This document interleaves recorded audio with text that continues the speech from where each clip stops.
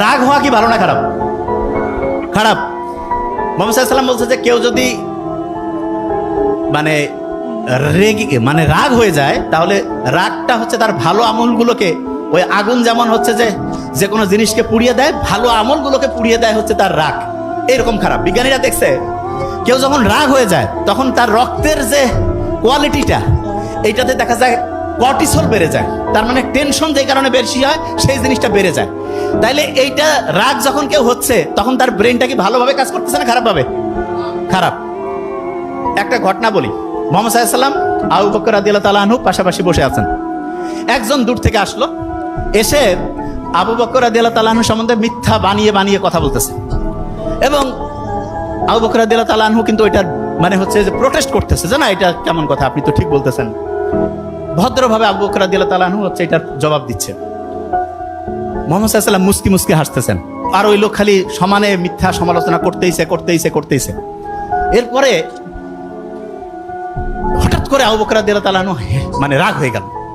রাগ হয়ে বলল যে না, এটা হচ্ছে যে মানে তুমি যেটা বলতেছো একদমই ঠিক না। এবং উনি প্রচন্ড রাগ যখন হলেন তখন মুহাম্মদ সাল্লাল্লাহু আলাইহি ওয়াসাল্লাম একটু মুখটা মলিন করে সেখান থেকে চলে গেলেন।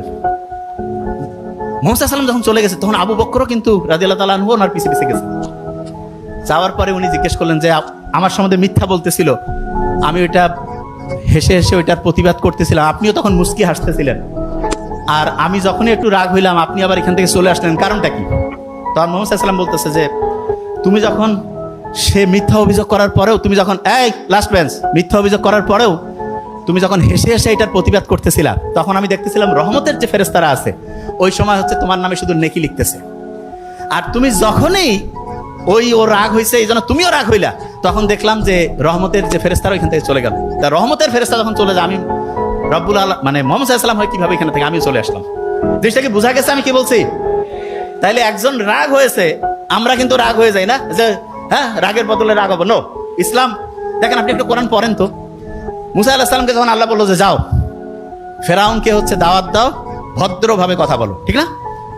তার মানে ফেরাউনের মতো খারাপ, এসে তো সব দিকে সবচেয়ে ভয়ঙ্কর খারাপ, তাকেও যখন ইসলামের দাওয়াত দেওয়ার কথা বলছে তখন কি ভদ্রভাবে বলছে নাকি মেজাজ গরম করে?